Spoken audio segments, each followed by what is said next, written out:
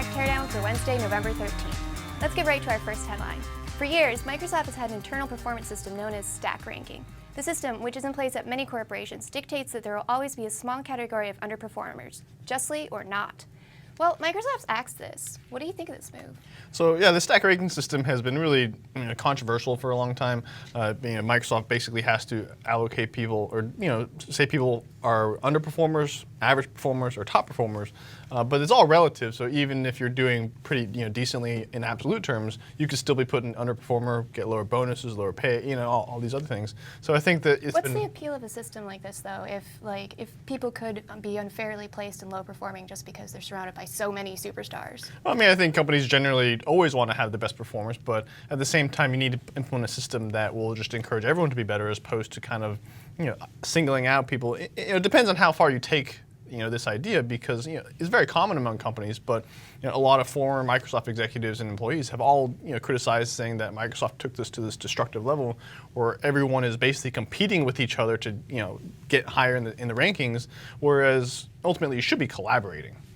What do you think is driving this change? I think part of it is that Steve Ballmer is leaving, and this system had been placed under his, while he was CEO. He also reorganized the entire company to really try to unify the strategy, doing a one Microsoft strategy. And clearly, you can't be a one Microsoft with with all these competing employees and departments. So they're really trying to unify, get everyone on the same page, and collaborate more. And I think it's interesting timing, because Apple also made a move last year in this spirit of collaboration, because Apple historically had been very departmentalized, with all these walls put up, and Tim Cook tried to get the departments to work better, fired Scott Forstall in the process. Do you think investors should be happy about Microsoft ditching stack ranking? Well, I think that, again, the collaboration here is the key. I think it's fair to say that in the past several years, Microsoft hasn't really had a lot going on the product innovation side. And, you need their teams to be collaborating to come up with this innovation. And the innovation is really where it matters for investors, is if Microsoft can, make good products. And with Microsoft CEO, Ballmer leaving soon, there's been a lot of talk about someone like Ford's Alan Mulally coming in as CEO. And he's not really a tech visionary type guy, so I wouldn't expect any big ideas to come down from the top, which places even greater emphasis on ideas coming from within your actual teams. Need that collaboration. All right. Google's Motorola subsidiary unveiled the long-awaited Moto X just a couple months ago, and now it's taken off the wraps off its newest device, the Moto G. Early reviewers are saying the device is actually pretty similar. Could you tell us more about it? Yeah, so the Moto G unveiled yesterday or today. Has a 4.5-inch display, Qualcomm Snapdragon 400. It looks almost identical to the Moto G, which the company had kind of said, we're using the same design language, going to kind of expand a portfolio around the Moto X. And this Moto G is exactly that. It's priced at $179 off contract, unsubsidized, which is an extremely low price point. It might even go lower through third-party discount retailers later on. So you said it starts at $179. What's Google's angle here? What are they going for with such a low price point? So with that low price point, you're not going to be able to have all the big features. So the big one here is you don't have LTE, but Google is really primarily targeting emerging markets in lower-end market segments. And in those markets, 4G LTE is not really a big issue right now as it is in the US. So they're specifically going after areas like Brazil, Europe, Latin America, and Canada as kind of the early rollout. They are going to sell it at a small profit, so it's not like they're selling it at a loss or anything. What rivals should be concerned about this device? Who's Google's competition here? I think the biggest the biggest rivals that have something to lose here, if the Moto G is successful, will be Microsoft and or Nokia. Primarily because Windows Phone has been making a lot of market share gains recently, and those are really concentrated in Europe, in certain parts of Europe, where devices like the Lumia 520 is taking off, relatively lower end device, and that's where this Moto G is being positioned to directly compete.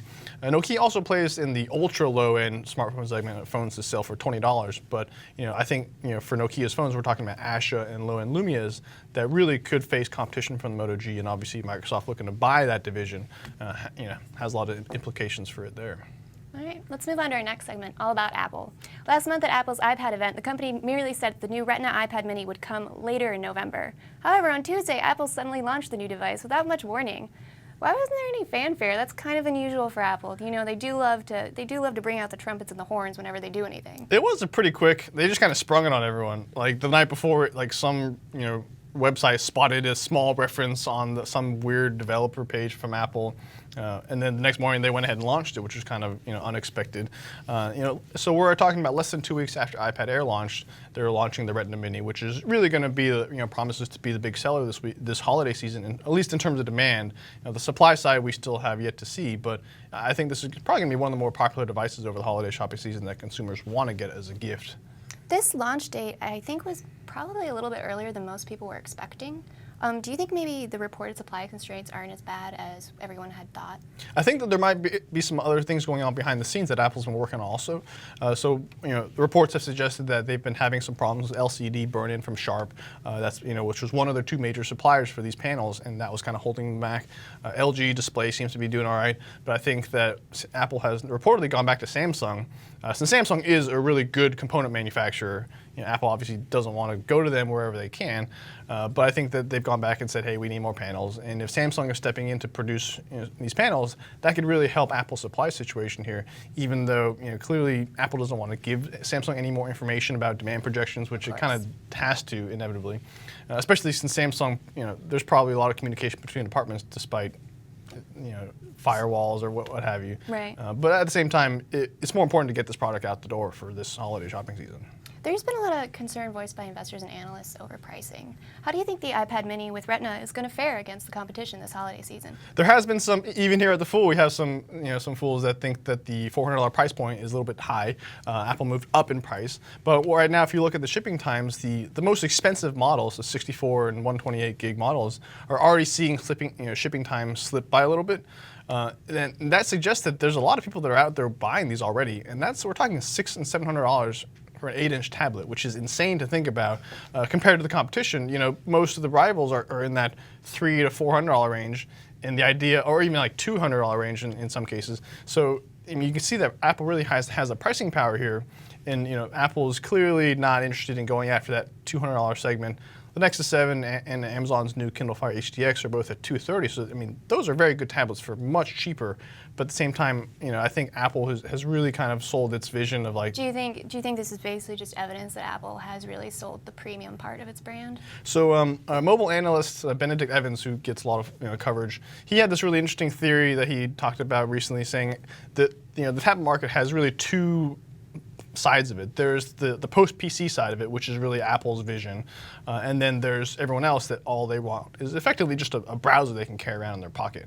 And if all you want is a browser, that's basically just the low-end segment. But if you really buy into Apple's vision of this whole post-PC era, and they've been talking about this for years, then that's where people are willing to pay up. And to do that, you need the apps and the ecosystem that Apple has its strength in.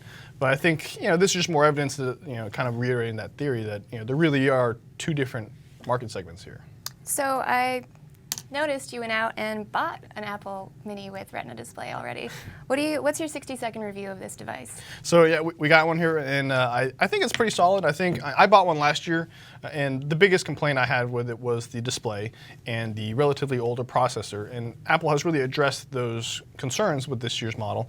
The display is much sharper than last year. It's also a lot faster, and so they've kind of closed the feature gap with regards to the iPad, the new Minis and the Air. It's a much faster processor, and really kind of addresses any weaknesses that the old product used to have. So in my mind, this is pretty close to the perfect iPad. So close to the perfect iPad? You don't better than the iPad Air? Well, I think that, because they really kind of simplified their strategy a little bit, because before the iPad mini had these different trade-offs, you had to go, take some trade-offs to get to the smaller form factor. But now they've basically leveled the spec sheet, and all you're choosing is the display side. So it's a $100 difference, and you pick the bigger or smaller, but almost every other spec is the same. So they're kind of simplifying that process. They're keeping their older ones in, to kind of the lower end price points, so the first-gen iPad mini and the iPad 2, they're keeping those around. But for the new stuff, they're really kind of trying to make the decision a little bit easier. All right. Let's talk Apple Maps. The app's launch was one of the most negative storylines for Apple in 2012. The service was plagued by a wide range of issues at launch, even prompting Tim Cook to publicly apologize. But Apple might be getting the last laugh here. So, right, Apple Maps has just been really widely derided as this terrible launch, and there are a lot of justified reasons for it, and obviously Tim Cook acknowledged that with his apology.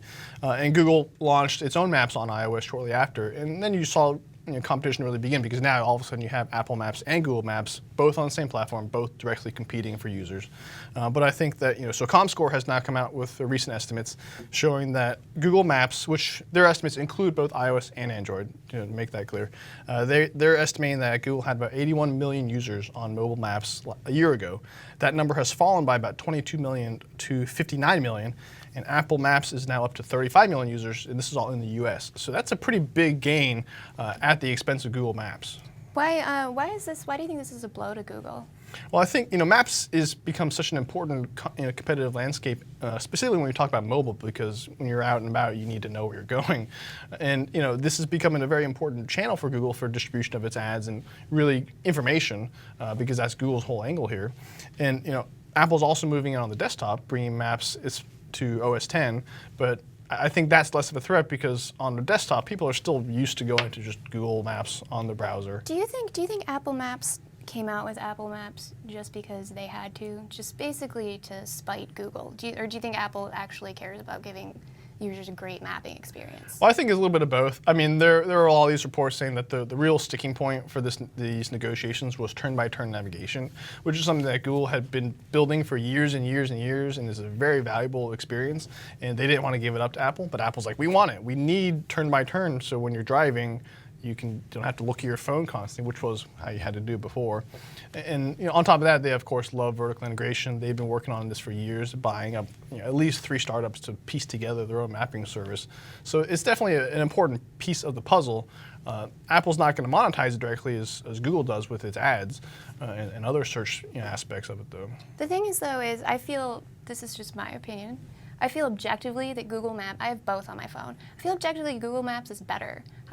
How is Apple scoring these big gains if it's arguably not as good an app? Well, Aaron, I actually agree with you. I think Google Maps is better, and I think most people would, because Google has been working on their mapping service for so much longer than Apple. Apple's very new to this mapping game. Right, they've been refining it for so much longer. Right, I mean, they have like a 7-year head start or something. But I think that in the case of iOS, the real key advantage here that Apple has is making their own maps the default and not allowing anyone else to be the default. Because if you look back in a wide range of industries, there's a long history of consumers placing a very high value on convenience. So you think it's just laziness? No one wants to bother to go find the Google I mean, even if that convenience comes at a small cost to performance, if you have a good enough alternative, then there's a lot of value in having that convenience. And Apple's Maps is also more integrated into iOS. You can, in various ways. So I would agree that Apple Maps isn't as good as Google in absolute performance, including a wide range of areas. But they can really kind of use their advantage of having it as the default, because people are lazy. Like, you have to take all these extra steps to, as opposed to clicking an address and it popping up, you have to like copy and move. It's not a lot, but it's enough to where it's enough to create a barrier. Right. So I think that's going to be that's one of their biggest strengths, and that also applies to mobile Safari versus Google Chrome. I think most people think Chrome is a better browser on iOS, but again, Apple has really high mobile Safari's market share because it's the default. Apple holds the reins, so Apple wins there. Right. All right. For our final segment, let's turn to the rumor mill. Bloomberg reported earlier this week that Apple is working on smartphones with bigger screens and curved glass. Would it actually be kind of like copying Samsung for a change, because they've just come out with the round. What's all the fuss about curved screens? What's so meaningful about this? I don't know, honestly. I mean, so this report says Apple's working on curved glass, larger phones, so we're talking 4.7 to 5.5 inch displays potentially, which would also be kind of going to that Samsung territory of phablets of 5-6 inch devices. Galaxy Round came out, but it's over $1,000 here in the US. They're targeting, primarily going after South Korea with that device, but even then, it's still kind of $1,000 is a really high price point. I mean, and LG also followed suit with G Flex, saying they have a curved smartphone too.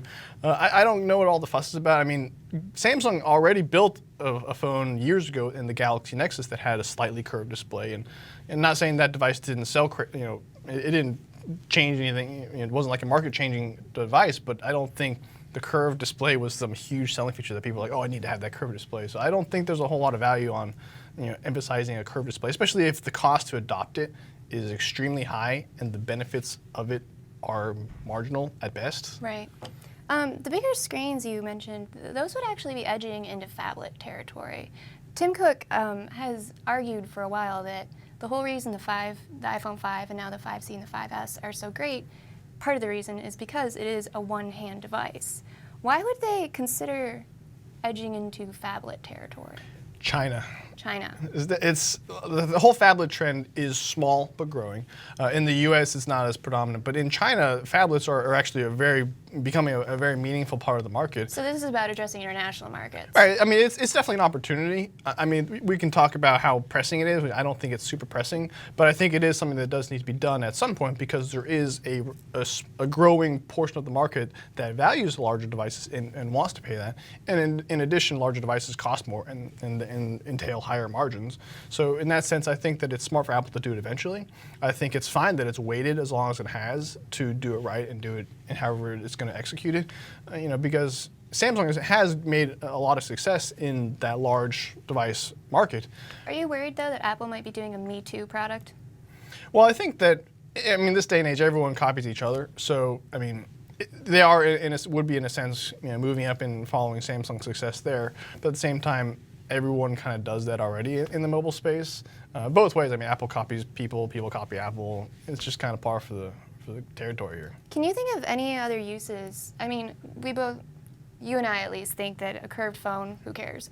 But can you think of something else that this curved glass technology could be used for? I've seen curved TVs. I kind of had the same reaction. So I mean, there have been some possible use cases in watches, because obviously on your arm is actually curved. It makes sense, right? Whereas on a device that you're holding in your hand, it doesn't seem like there's a whole lot of benefit. Theoretically, it fits your face better, but I don't know if that's worth paying $1,000 for. Do you think Apple might be pursuing this in part because they could be applying it to an iWatch?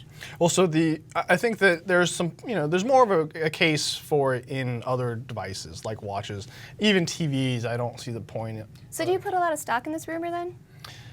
I think that I don't doubt that they're prototyping it, but Apple prototypes all sorts of stuff that never makes it to market. So I would totally believe that they're testing it out and considering it. Whether or not they do, whether it comes to market.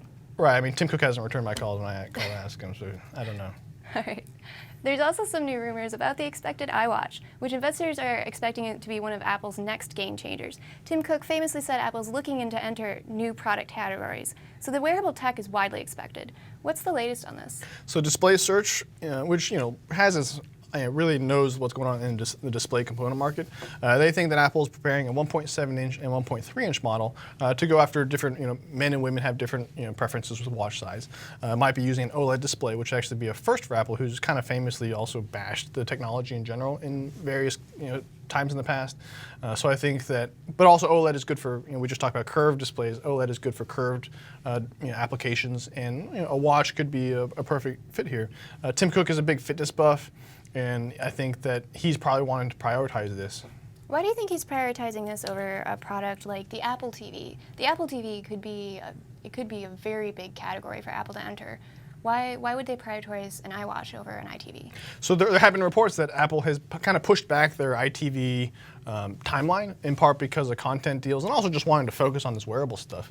And I think that, if you look at the TV market, it's a huge market. So you're right. I mean, it's a huge market with a lot of opportunity, but it's also a slow-moving market, and it's not going anywhere. It's also very low margin. Right. Which Apple doesn't like. Yeah, it's low margins. It's high inventory risk. It's a slow-moving market with long upgrade cycles. I mean, this market isn't going anywhere. It's also stuck in the status quo, so the content stuff is hard for Apple to negotiate.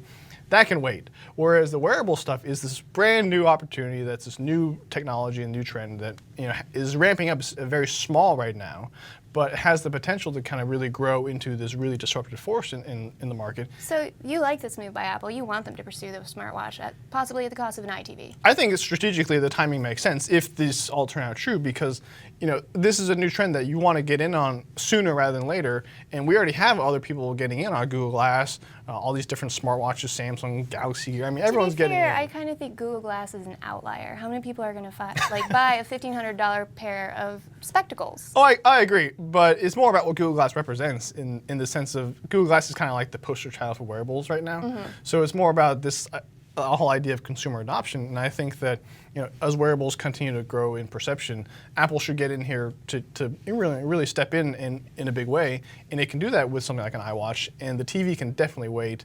And I think versus if they wait till like 2015, then that's starting to kind of push it with the timing. And Apple's got a great opportunity right now too, because the first major debut, the first major smartwatch, it has been the Galaxy Gear, which was really badly reviewed. So Apple has a good opportunity here, right? Oh yeah, I mean, To basically strike the first successful blow. I mean, Samsung kind of stumbled a little bit with the Galaxy Gear. There have reportedly been really high return rates at Best Buy for the Galaxy Gear because people are like, this thing costs a ton of money and it doesn't do that much. So if Apple can really kind of address those criticisms, Apple's will still probably cost a lot, but if they can kind of make it do more and justify the value proposition a little bit, there's definitely an opportunity. But there's also startups like Pebble, and Sony is actually has a number of smartwatches. So there's a lot of competition that's all really targeting this wearables idea, and Apple needs to get in there and really kind of lead the way and set the standard, I think. All right. That's all for today on Tech Teardown, except for our surprise for you. For the first time ever, the Motley Fool is hosting a contest so investors like you can win a free iPad mini with Retina display. Just send an email to freeipad@fool.com and tell us why you love the Motley Fool. For Evan New, I'm Erin Kennedy, and we'll see you next time.